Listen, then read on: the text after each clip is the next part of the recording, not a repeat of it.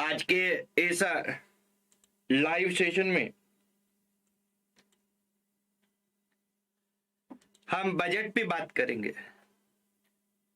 Budget जो राजस्थान का budget आया है अभी, इस बजट सेशन में सभी साथियों को सबसे पहले गुड इवनिंग, वंदे मातरम। अभी जो साथी हैं फटाफट से जुड़ जाएं और अपने क्या है कि इस बजट पर चर्चा करते हैं।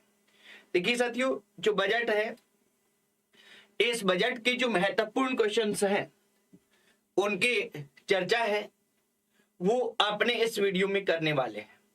सबसे पहले तो मैं बता दूं कि आने वाले 1 साल तक राजस्थान की कोई भी प्रतियोगी परीक्षा हो उसके लिए ये अत्यंत महत्वपूर्ण रहने वाला है, ये आप ध्यान रखें। और यहां अपने को ये भी ध्यान रखना है कि इसके साथ साथ में राजस्थान बजट और आर्थिक समीक्षा से कम दोनों मिलाकर 10 से 12 क्वेश्चन है, ये आपको हमारे कोई भी प्रतियोगी परीक्षा है राजस्थान से संबंधित उसमें देखने को मिलेंगे। तो अपने क्या है कि स्टार्टिंग कर रहे हैं तो कुछ क्वेश्चन लिए हैं, व्याख्या सहित है। देखिए हमारा जो बजट है वो लगभग सारा अगर मिला के देखें तो 125 पेज का दिया गया है। इस 125 पेज में हमारा जो कृषि है उस कृषि बजट को भी समाहित किया गया है। तो बजट में कौन कौन से क्वेश्चन बनते हैं पर पेज वाइज चलेंगे, स्टार्टिंग से चलेंगे और सभी को देखेंगे। कुछ आज देखेंगे, कुछ आने वाली क्लासेज में देखेंगे, यानी बजट को कंप्लीट करेंगे। और मैं ये समझता हूं कि अगर आपने ध्यानपूर्वक इस बजट को देख लिया, बजट के बाद में जो हमारी क्लास की पीडीएफ होगी, ये पीडीएफ हम टेलीग्राम चैनल पर आपको उपलब्ध करवा देंगे, जिसका लिंक इस वीडियो के डिस्क्रिप्शन में दिया गया है। तो वहां से आपने उसको देखकर नोट्स बना लिए तो निश्चित तौर पर आने वाले 1 साल तक सभी प्रतियोगी परीक्षाओं में बहुत अच्छे से आपको काम आएंगे। तो मेरा प्रयास ये रहेगा कि बजट के सभी महत्वपूर्ण क्वेश्चंस को हम कवर करें और क्या करें, इनको कवर करके व्याख्या सहित कवर करें, आसपास के क्वेश्चन भी जानें। तो हम देखते हैं आज का पहला क्वेश्चन। देखिए ये पहला क्वेश्चन है कि पहला कृषि बजट, पहला क्या है, पहला हमारा जो कृषि बजट था, ये पहला कृषि बजट है। ये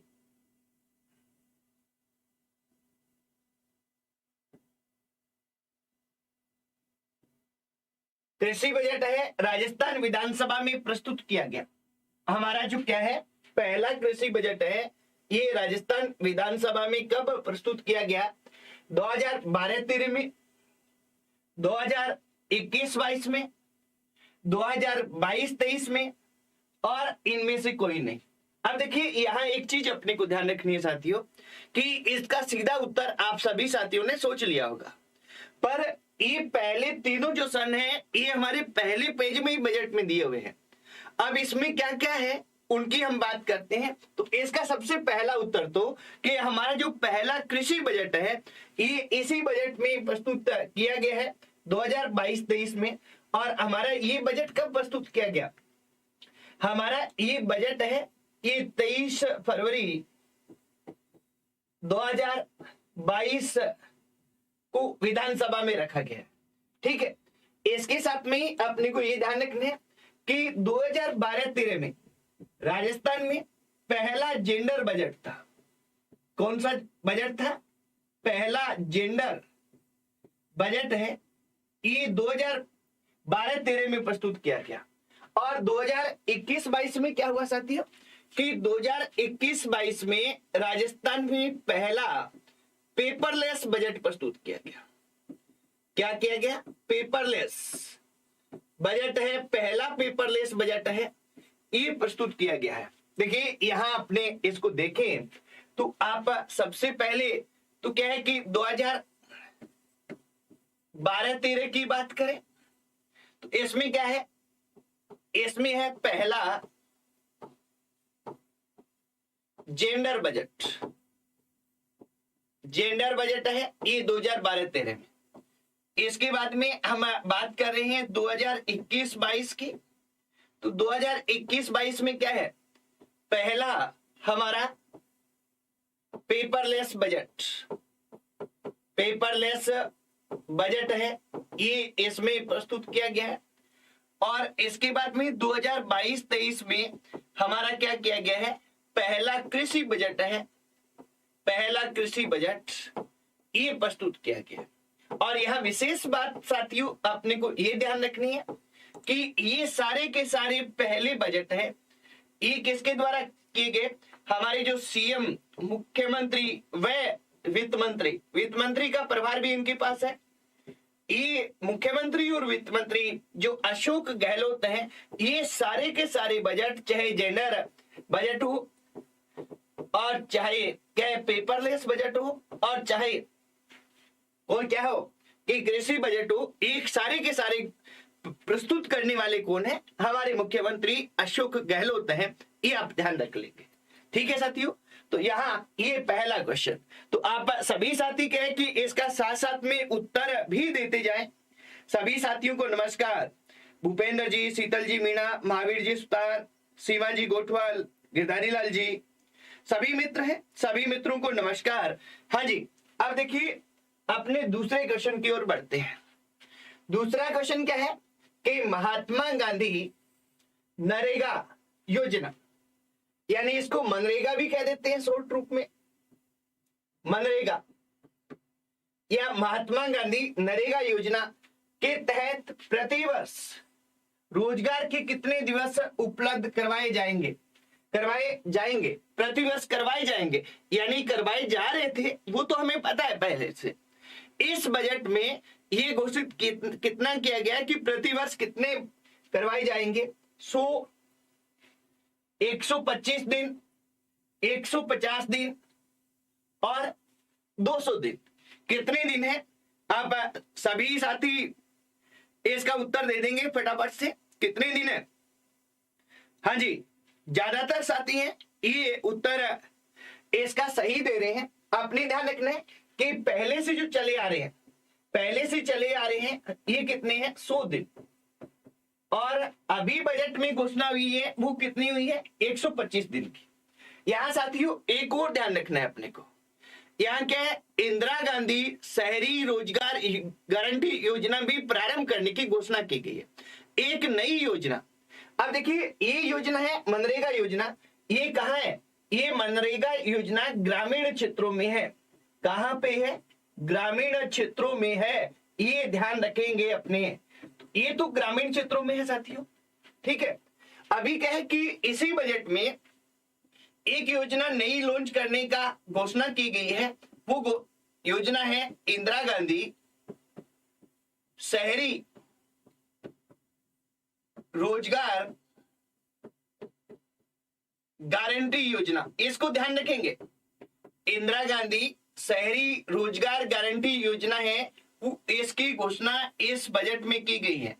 पहले मनरेगा थी वो ग्रामीण क्षेत्र में थी, और ये कौन से क्षेत्र में है, शहरी क्षेत्र में। और शहरी क्षेत्र में कोई भी व्यक्ति रोजगार मांगता है तो उसे क्या है कि एक वर्ष में, यानी प्रतिवर्ष क्या है, प्रतिवर्ष है उसे 100 दिन रोजगार है ये उपलब्ध करवाया जाएगा। यानी क्या है, दो बातें हुई है रोजगार की। एक तो पहले से जो योजना चली आ रही है, कौन सी योजना, मनरेगा। मनरेगा में जो 100 दिन प्रति वर्ष दिए जा रहे थे उसके बढ़ाकर 125 दिन कर दिए गए हैं। दूसरी क्या है, मनरेगा है वो ग्रामीण क्षेत्र में रोजगार की गारंटी योजना थी। अब क्या है, शहरी क्षेत्र में रोजगार गारंटी योजना शुरू की जाएगी, वो इस बजट में घोषणा की गई है। उसका नाम क्या है, इंदिरा गांधी शहरी रोजगार गारंटी योजना। और ये कहां पे होगी, शहरी क्षेत्रों में होगी। और इस योजना में प्रतिवर्ष रोजगार कितने उपलब्ध करवाए जाएंगे, 100 दिन। जिसको भी आवश्यकता होगी, जो रोजगार मांगेगा उसको 100 दिन का रोजगार है इस योजना के तहत उपलब्ध करवाया जाएगा। ये हमारे बजट में घोषित हुआ है साथियों, ठीक है। इसके बाद में नेक्स्ट अपने आगे बढ़ते हैं।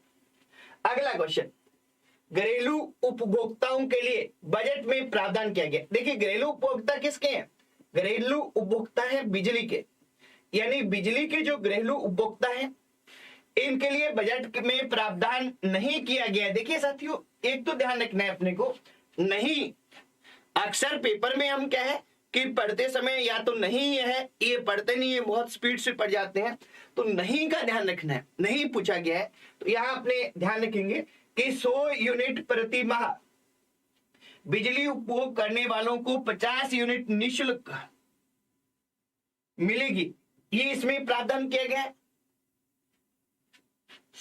150 यूनिट तक 3 रुपए प्रति यूनिट अनुदान दिया जाएगा। 150 से 300 यूनिट तक उपभोग करने पर क्या है 2 रुपए प्रति यूनिट अनुदान दिया जाएगा और पहली 100 यूनिट निःशुल्क उपलब्ध रहेगी। इनमें से हमारा जो बजट है इसमें घरेलू उपभोक्ताओं जो बिजली के उपभोक्ता हैं और घरेलू कनेक्शन है उनको कौन सा प्रावधान है इस बजट में नहीं किया गया है, ये हम सभी को बताना है। हाँ जी, इसमें बता रहे हैं भूपेंद्र यादव जी, मेघाराम जी, हेपी बहादुर साहब। हाँ जी, आप सभी साथियों के उत्तर आ रहे हैं। यहां ध्यान रखना है कि 100 यूनिट प्रति माह क्या है बिजली उपभोग करने पर 50 यूनिट निःशुल्क रहेगी, बजट में प्रावधान किया गया है। 150 यूनिट तक 3 रुपए प्रति यूनिट अनुदान दिया जाएगा, ये बजट में प्रावधान है। 150 से 300 यूनिट तक उपभोग करने पर 2 रुपए प्रति यूनिट अनुदान दिया जाएगा, ये भी इस बजट में क्या है प्रावधान किया गया है। पहली 100 यूनिट निःशुल्क रहेगी, ये प्रावधान नहीं है। तो कौन सा प्रावधान नहीं है, ये नहीं है, ये अपने को ध्यान रखना है। यानी बिजली से संबंधित ये 3 प्रावधान किए गए हैं, इन तीनों प्रावधानों पर गौर करेंगे। इसके बाद नेक्स्ट, आगामी वर्ष में स्कूली विद्यार्थियों के लिए कितनी अवधि का ब्रिज कोर्स चलाया जाएगा। हमारे इस बजट में आगामी अवधि में क्या है ब्रिज कोर्स चलाने की घोषणा की गई है स्कूली विद्यार्थियों के लिए। इसकी अवधि कितनी बताई गई है, ये अपने को ध्यान रखना है। 1 माह, 3 माह, 6 माह या 9 माह, कौन सी अवधि बताई गई है। हाँ जी, अलग अलग साथी उत्तर दे रहे हैं, बिल्कुल शानदार उत्तर आ रहे हैं आप सभी साथियों के। अब देखो यहां क्या है कि इसका उत्तर तो रहेगा 3 माह। कितना है, 3 माह। अब देखिए ब्रिज कोर्स क्यों चलाया जा रहा है, ये आप ध्यान रखें कि कोरोना के कारण जो पढ़ाई प्रभावित हुई है, यानी जो नुकसान हुआ है पढ़ाई के लिए स्कूली विद्यार्थियों को, उसकी भरपाई के लिए आगामी साल क्या है 3 माह का अलग से ब्रिज कोर्स चलाया जाएगा स्कूली विद्यार्थियों के लिए। ये हमारे इस बजट में क्या की गई है, घोषणा की गई है, ये आप ध्यान रख लेंगे। इसके बाद में नेक्स्ट, मुख्यमंत्री चिरंजीवी दुर्घटना बीमा योजना में चिरंजीवी योजना में बीमित परिवार को कितनी राशि दुर्घटना बीमा निःशुल्क उपलब्ध है। कितनी राशि का दुर्घटना बीमा निःशुल्क उपलब्ध रहेगा। 1 लाख रुपए, 2 लाख रुपए, 5 लाख रुपए या 10 लाख रुपए। थोड़ा सा ध्यान से पढ़िएगा क्वेश्चन को और ध्यान से पढ़ के उत्तर दीजिएगा साथियों, ये अपने को ध्यान रखना है। ध्यान से पढ़ के क्या है, ध्यान से पढ़ के इसका उत्तर देना है, फटाफट से देंगे। हाँ जी,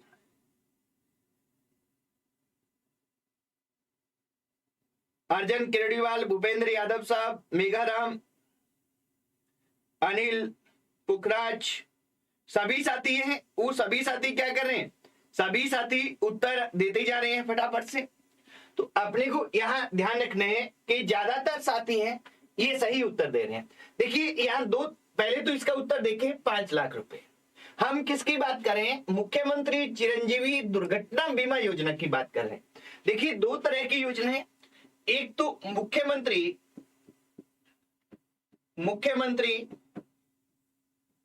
चिरंजीवी स्वास्थ्य बीमा योजना, स्वास्थ्य बीमा योजना है। ये पिछले बजट में शुरू की गई थी। एक तो ये है, और इस भी देखिए ये क्या लिखा है हमने, मुख्यमंत्री चिरंजीवी दुर्घटना बीमा योजना है।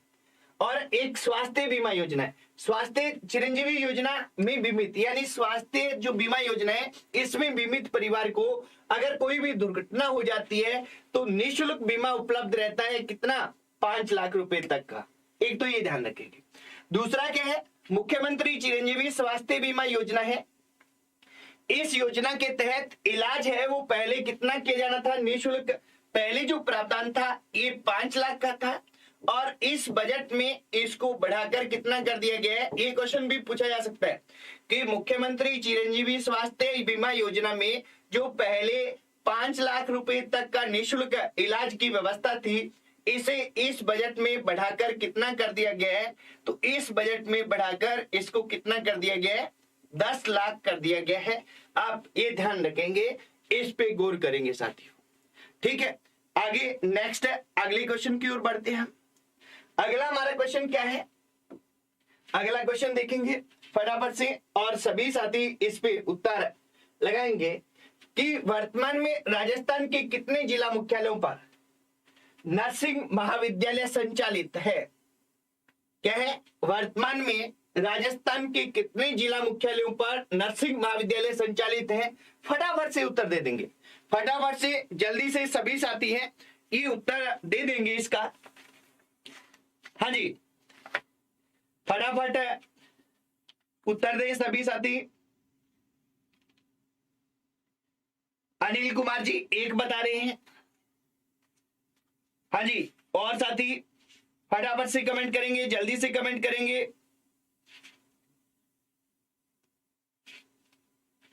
एक ही क्वेश्चन आ रहा है अनिल कुमार जी का। हाँ जी, अब कुंज बिहारी साहब आ गए, भूपेंद्र जी हो गए, अलग अलग उत्तर अब आने शुरू हो गए हैं। तो आप सभी के सामने ये प्रश्न है, क्या है कि नर्सिंग महाविद्यालय है, ये क्या क्वेश्चन है कि वर्तमान में राजस्थान के कितने जिला मुख्यालयों पर नर्सिंग महाविद्यालय संचालित हैं? 7 पे, 8 पे, 8 जिलों में या 10 जिलों में या 18 जिलों में? अब यहाँ क्या कि हमारा सीधा सा उत्तर रहेगा वो हमारा उत्तर क्या है? हमारा उत्तर है 8 जिले। क्या उत्तर है? हमारा उत्तर है 8 जिले। यहाँ देखिए एक चीज को समझिएगा, समझने का प्रयास कीजिएगा, वो ये है कि हमारे क्या है, पहले से 8 जिलों में नर्सिंग महाविद्यालय है, ये संचालित है। कितने जिलों में संचालित है? 8 जिलों में पहले से संचालित है, ये ध्यान रखेंगे। 7 जिले ऐसे हैं जिनमें कार्य प्रगति पर है, यानी कार्य चल रहा है स्थापित होने का, कार्य प्रगति पर है, कार्य संचालित होने, यानी जिला मुख्यालयों पर नर्सिंग महाविद्यालय ये खोले जा रहे हैं, कार्य चल गया है इन पे, और शेष जो 18 रह गए यहाँ खोले जाएंगे, ये इसमें घोषणा की गई है बजट में। अब देखिए यहाँ क्या है कि हमारा जो पिछला बजट था, कौन सा बजट? 2021-22 का, उस बजट में ये घोषित किया गया था कि राजस्थान के सभी जिला मुख्यालयों पर नर्सिंग महाविद्यालय है, नर्सिंग कॉलेज है, ये खोले जाएंगे। ठीक है, अब यहाँ देखिए कि 8 जिले ऐसे हैं जहां पहले से संचालित है, चल रहे हैं। पिछले साल 7 पर जिलों में क्या है कि ये बनाने की घोषणा की गई थी, तो यहाँ कार्य चालू हो गया। और इस बजट में शेष जो 18 जिले हैं इनमें नर्सिंग महाविद्यालय खोले जाएंगे, ये घोषणा हुई है। यानी इस आगामी वर्ष में ये काम भी पूरा हो जाएगा। इस तरह से क्या है, हमारे 33 के 33 जिला मुख्यालयों पर क्या होगा, नर्सिंग महाविद्यालय खोले जाएंगे, खोले जाने का काम हो जाएगा, ये अपने को ध्यान रख लेना है। ठीक है, इसके बाद में नेक्स्ट अगले क्वेश्चन पे बढ़ते हैं। अब इसको भी ध्यान से पढ़िएगा।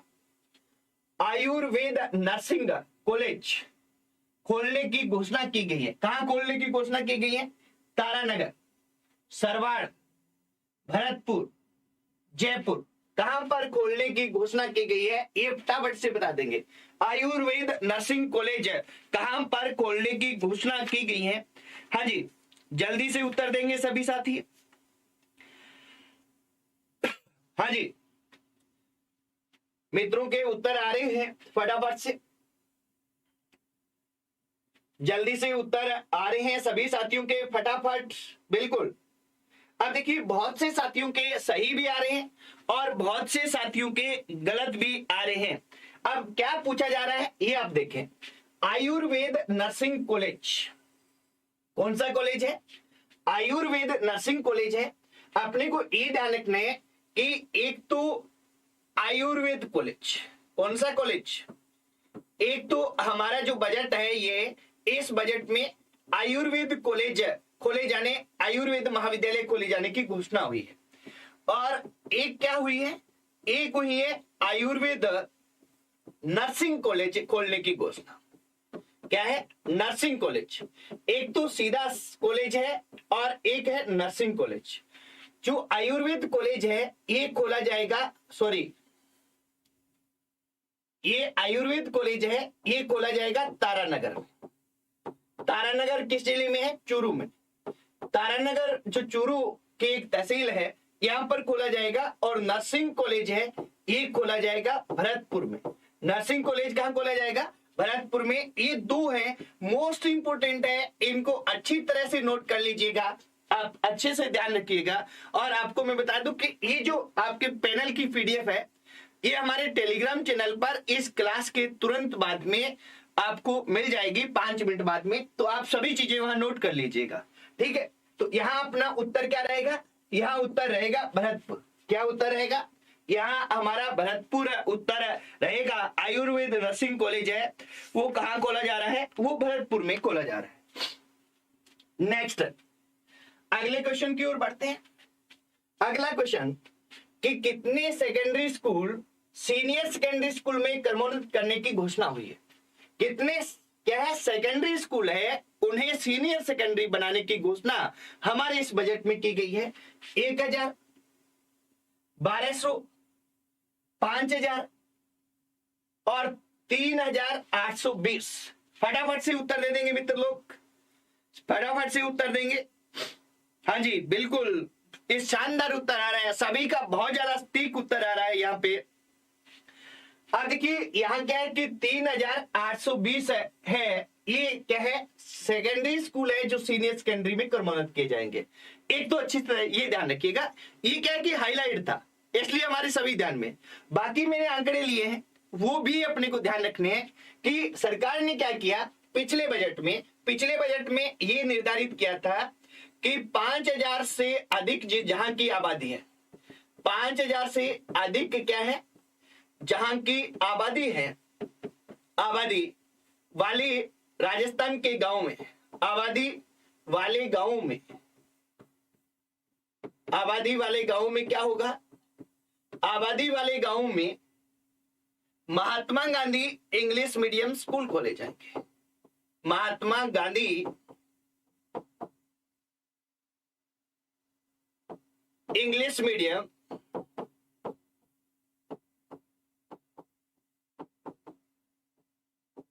स्कूल खोले जाएंगे। कितने खोले जाएंगे? ये खोले जाएंगे 1200। देखिए ये जो घोषणा मैं बता रहा हूं कि 5000 से अधिक आबादी वाले गांव में Mahatma Gandhi English medium school खोले जाएंगे। कितने? 1200। ये जो घोषणा थी, ये घोषणा कब थी? 2021-22 का बजट था उसमें घोषणा की गई थी। 5000 से अधिक आबादी वालों में Mahatma Gandhi English medium school 1200 ये सरकार ने खोल दिए। और इनके खोलने के बाद सरकार को ये एहसास हुआ कि इंग्लिश मीडियम स्कूलों की लोकप्रियता बहुत ज्यादा है। क्या है? इंग्लिश मीडियम स्कूल्स की लोकप्रियता है ये बहुत ज्यादा है। अब क्या है कि सरकार ने निर्णय लिया है कि जो ये Mahatma Gandhi English medium school है जो 5000 से अधिक आबादी वाले 1200 खोले जा चुके हैं, इसके अलावा 2000 जो हमारा 22-23 का बजट है, इस 22-23 में घोषणा की गई है कि ग्रामीण क्षेत्रों में, कहां पे? ग्रामीण जो क्षेत्र हैं यहां पर और शहरी क्षेत्रों में यहां क्या होगा? ग्रामीण क्षेत्रों और शहरी क्षेत्रों में, ग्रामीण क्षेत्रों में 1000 और शहरी क्षेत्रों में भी 1000 इंग्लिश मीडियम स्कूल खोले जाएंगे जिनका नाम क्या होगा? Mahatma Gandhi English medium school होगा। तो ये इस बजट की घोषणा है, ये पिछले बजट की घोषणा है और इस लोकप्रियता के कारण ये कार्य किया गया है। तो इसको आप गौर कीजिएगा, इसको नोट कीजिएगा, ठीक है। इसके बाद हम आगे बढ़ते हैं, आगे जो हमारे नेक्स्ट है अगले क्वेश्चन की ओर। अगला हमारा क्वेश्चन क्या है, ध्यान से पढ़िएगा, गौर कीजिएगा, फिर उत्तर दीजिएगा, जल्दबाजी नहीं करनी है। अगला हमारा क्वेश्चन क्या है, अगला हमारा क्वेश्चन है कि नए राजकीय कन्या महाविद्यालय कितने जिलों में खोले जाएंगे? 2, 19, 33, 36। हाँ जी, फटाफट से उत्तर दे देंगे सभी साथी, फटाफट से उत्तर दे देंगे। अब देखो, ध्यानपूर्वक पढ़कर, मैंने पहले ही कहा है ध्यान से पढ़कर आपको क्या है इसका उत्तर देना है। और इसमें क्या है, ज्यादातर साथी हैं लोकेश जाट साहब हैं, कुमार करमवीर यादव साहब हैं, इसमें ज्यादातर साथी हैं, ये क्या है 36 उत्तर दे रहे हैं। और जो 36 दे रहे हैं, आप देखो, आप क्या नए राजकीय महाविद्यालय कितने जिलों में, जिले कितने हैं राजस्थान में, 36 है या नहीं है? देखो राजस्थान में जिले 36 है कि नहीं है? नहीं है ना, तो नहीं होगा, ये तो है ही नहीं। क्या है, ये नहीं है। आपको क्या याद आ रहा है, आपको हेडिंग याद आ रही है, क्या है कि 19 जिले हैं। कितने जिले हैं? 19 जिले राजकीय कन्या महाविद्यालय हैं। इनकी कितने खोले जाएंगे? टोटल 36 खोले जाएंगे, टोटल 36 होंगे इनकी संख्या। और कितने जिलों में खोले जाएंगे ये 36? ये राजस्थान के 19 जिलों में ये 36 कॉलेज है, ये खोले जाएंगे। हमने क्या पूछा है कि नए राजकीय कन्या महाविद्यालय कितने जिलों में खोले जाएंगे, ये नहीं पूछा है कि नए राजकीय कन्या महाविद्यालय कितने खोले जाएंगे, ये नहीं पूछा है, कितने जिलों में खोले जाएंगे। तो थोड़ा सा क्वेश्चन को पढ़ना है, पढ़ के उत्तर देना है कि ये 19 जिलों में खोले जाएंगे और कितने खोले जाएंगे, 36 खोले जाएंगे। ये अच्छी से ध्यान रखिएगा, क्लियर है इतना? तो इसको ध्यान रखना है, बहुत ही इंपॉर्टेंट क्वेश्चन ये हमारा है, तो इस पर गौर करना है आपको, आप सभी को, ठीक है। तो ये महत्वपूर्ण क्वेश्चन हमारा रहता है। इसके बाद में नेक्स्ट अगला क्वेश्चन, अगले क्वेश्चन की ओर बढ़ते हैं कि सावित्रीबाई फुले वाचनालय खोले जाएंगे। अब देखिए, सरकार ने ये घोषणा की है कि सावित्रीबाई फुले वाचनालय है, ये खोले जाएंगे। और यहाँ एक और ध्यान रखेंगे कि यहाँ कितनी लागत आएगी, 50 लाख, यानी 1 लाख की लागत से, यानी एक जो वाचनालय खोला जाएगा उस पर लागत कितनी आएगी, 50 लाख आएगी। और 50 लाख आएगी, जैसे क्या कि सरकार ने अनुप्रति, मुख्यमंत्री अनुप्रति योजना, यानी प्रतियोगी परीक्षाओं के लिए निःशुल्क जो शिक्षा की बात कही थी, उसी रूप में ये वाचनालय है। ये वाचनालय खोले जाएंगे, वहां बैठकर प्रतियोगी परीक्षा की निःशुल्क तैयारी की जा सकती है। वहां आपको बुक्स मिलेगी, टेबल मिलेंगे, इंटरनेट मिलेगा फ्री में, और वहां अच्छे से आप स्टडी कर सकते हैं। यदि सरकार है पूरी तरह से आपको सुविधाएं दे रही है।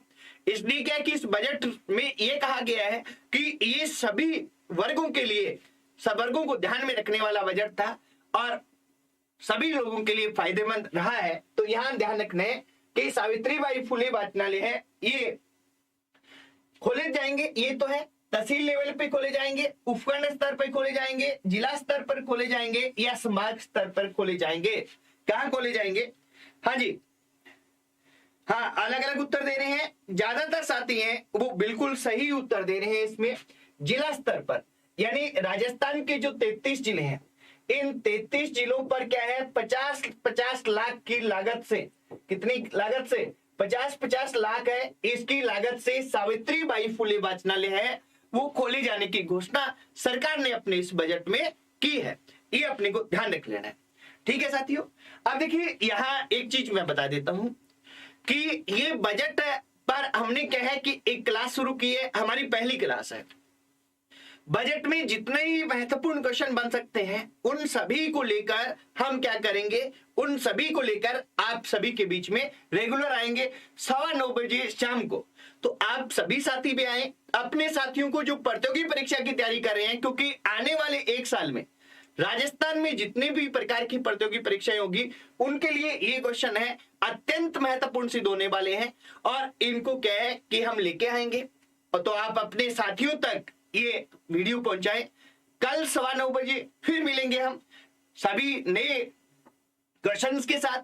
आपको ये ध्यान रखना है कि ये जो क्वेश्चंस है, ये क्वेश्चन है, ये पेज वाइज ले रहे हैं। 125 पेज का जो बजट है उसमें हम पहले पेज में कैसा कोई क्वेश्चन बन रहा है, नहीं बन रहा, दूसरे पे बन रहा है, तीसरे पे बन रहा है, इस तरह से मैं सारी स्टडी करके पूरे बजट को अच्छी तरह से स्टडी कर वहां से जो क्वेश्चन बनने हैं उनको निकालकर आपके सामने व्याख्या सहित प्रस्तुत करूंगा।